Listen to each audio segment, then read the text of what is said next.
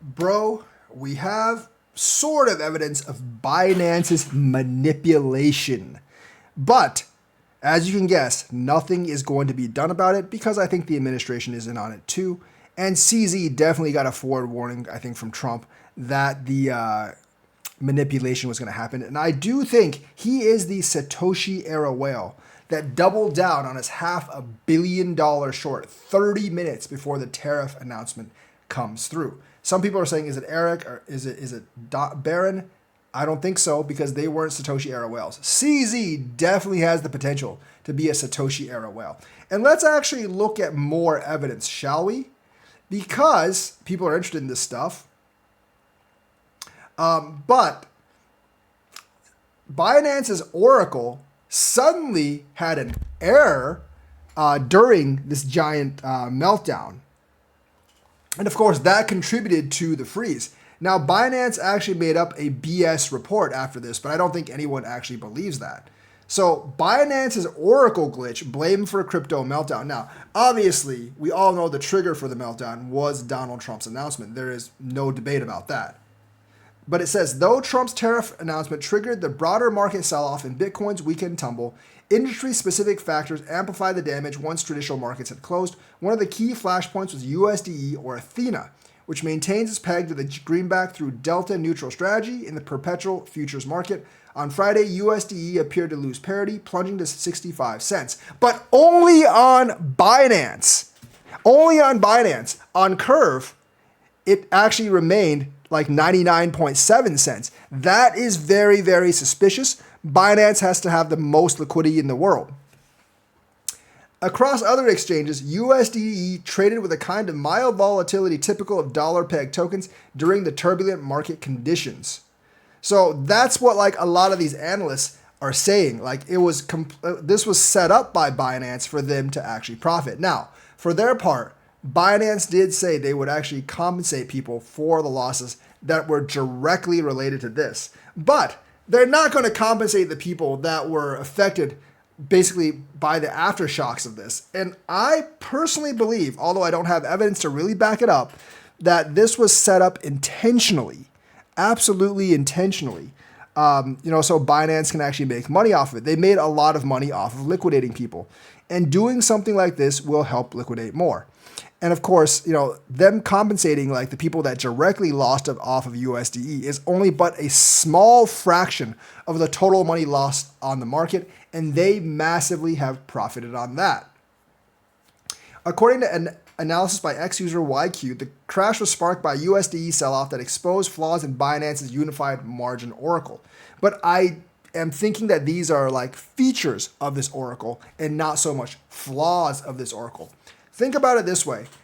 Trump or someone in Trump's administration tells CZ ahead of time, because CZ is a major market maker, being Binance and all, tells CZ like a couple hours ahead of time that, hey, Trump is going to make this announcement. It's going to crash the markets just like it did in February.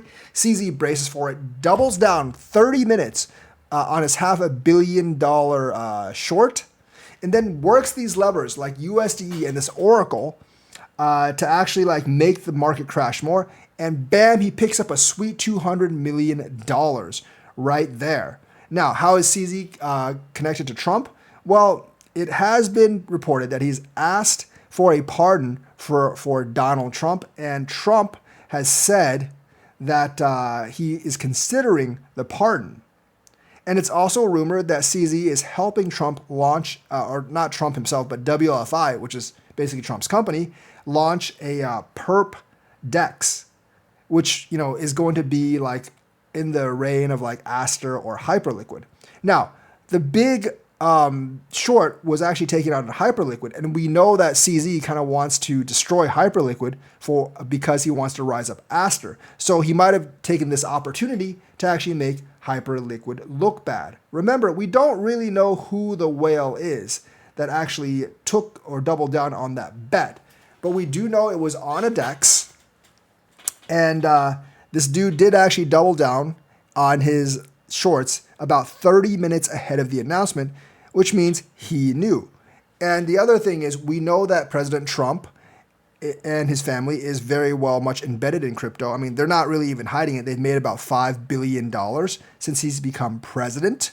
And his kids are very well embedded in it too. Not just Barron, but Eric and Don Jr. as well, because it was reported that they were the ones that helped Justin Sun do that reverse IPO and get his company public. Now, if they're going to be involved in Justin Sun, they're definitely going to be involved in CZ, because we all know that at this point, I think everyone knows that the reason that they're so bullish and so friendly towards crypto regulations is because they know they can make a lot of money from it, as evidenced by them making $5 billion.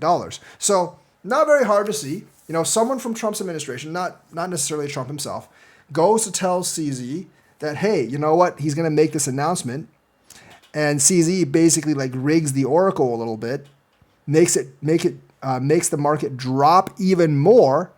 And then after he makes the market drop even more, you know, a lot of things get liquidated. He scoops up all the money, uses some of that money to burn more BNB, so Binance investors stay happy with him. And of course, like, says he will compensate the guys that were directly affected by this USDE thing to make it look like that he didn't actually cause it. It's a genius plan. I'm mad that I didn't think of it myself. Actually, I couldn't pull it off anyway, since I don't own Binance or a big exchange. But you can see how this plan comes together, and it's very, very easy to actually pull off and get away with, because guess what? No one is actually going to check this stuff. Like, the authorities, the enforcement units, like I've said, have been disbanded. And if it's connected with the administration, they're really not going to be interested in investigating this stuff at all. Even though the CEO of Hyperliquid and the CEO of Crypto.com have demanded an investigation into the biggest liquidation ever. Now, the immediate liquidation was actually greater than FTX. But the after effects won't be. We're already sort of recovering. This is still a bullish market, whereas FTX was done towards the bottom of the bear market. And it's not like a big exchange collapse. This was just a big liquidation. If Binance actually collapsed, this would be great. Way bigger, but Binance is doing perfectly fine at this point. So nothing is going to be investigated, and they're going to get away scot-free, which, you know what that means? They're going to do it again next time. And also, Binance did actually probably underreport the amount that was actually liquidated at Binance. No surprise. That makes them look better. So basically, on Sunday X Post, Binance CEO Yeehee, which is CZ's wife, by the way, said Binance's core contract and spot matching engines, as well as API trading, remained stable throughout the event. She admitted, however, that some individual functional modules of the platform did experience brief lags, and certain wealth management products experienced deep pegging, USDE, obviously. And she blamed Binance's freeze on this. He said, on Binance, buttons stopped working, stop orders froze, limit orders hung, only liquidations were executed perfectly, so people couldn't get out of the positions. Man, that sounds really scammy to me, and it sounds like that's a great way for the owners of Binance to actually liquidate people and make money. They blamed it on this BS kind of bug, saying Binance later said the anomaly was a display issue caused by changes to minimum price decimals for pairs such as IOTX and USDT, not actual market data. Certain pairs such as IOTX, USDT, recently reduced the number of decimal places allowed for the minimum price movement. So recently.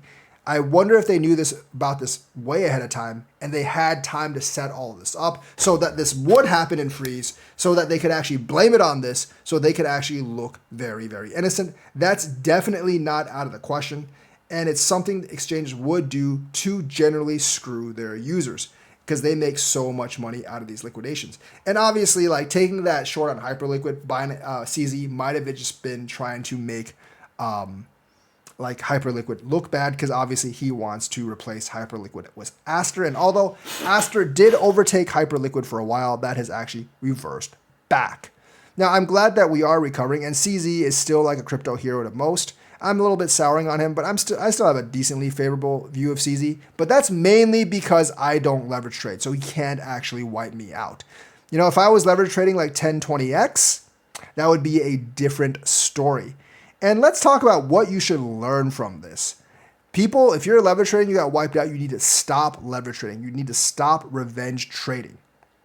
Because you know that the guy in office in the presidency is very, very willing to manipulate markets. You know you have a big market maker like Binance that is willing to cooperate and pick up a lot of money. You know that the enforcement units like the DOJ and the SEC, they don't exist anymore. And you know that Paul Atkins' SEC is not interested at all in enforcing anything. So they're going to do this over and over and over again. And you know we have a president whose main purpose for crypto is to make money himself off of crypto. As like I said, he's already made $5 billion and he definitely wants to make more. He's also got 2 meme coins out there. So this should be able to be seen very easily because they're not trying to hide it. They're doing it front and center. And if you don't see that, you are completely blind. So if you're still taking huge crypto leverages, it's kind of like, you see this giant saltwater pond and you see them dumping a bunch of hungry bull sharks into the pond. And then you see them chum it with some bloody fish. And then you're like, you know what? I bet it would be safe to swim in that pond. And then you go swim in that pond. And if you get instigated by a shark, you don't get to complain because you knew exactly what they were doing, exactly what they were setting up, and you chose to do it anyways. Another example, it's like if you know that there's a crazy guy that owns a piece of property, right? And he's been known in the past to shoot trespassers. And there's a big sign all around his property saying that private property, no trespassing, trespassers will be shot, survivors will be shot again. And then you're like, you know what? I bet it would be a great idea to trespass on that property. And then you go do it and you get shot. And at that point, you can't blame anyone else but yourself. And plus, most of you voted for this anyways, because I'm pretty sure the crypto market was, crypto voters were insanely in favor of Trump if you break down their votes. So you kind of voted for this, so you don't really get to complain either. But, there is a way to just avoid all of this, and that's just not to do leverage. And so being the party that advocates for personal accountability and responsibility and knowing all this stuff happened, so you guys are all going to stop like 100x leveraging, right? And we're all going to go back to spot buying, which would actually pump up the price without having to worry about Binance massively manipulating, because if you do spot, they can't liquidate your 100x or 1000x bets, right? So it's much safer, it's much more accountable, and you won't be trespassing on the property of a crazy guy that's going to shoot you right when you trespass, right? That's personal accountability and responsibilities. So we're going to go ahead, get out of our leverage positions, and all do spot buying and push the market up, right? Right?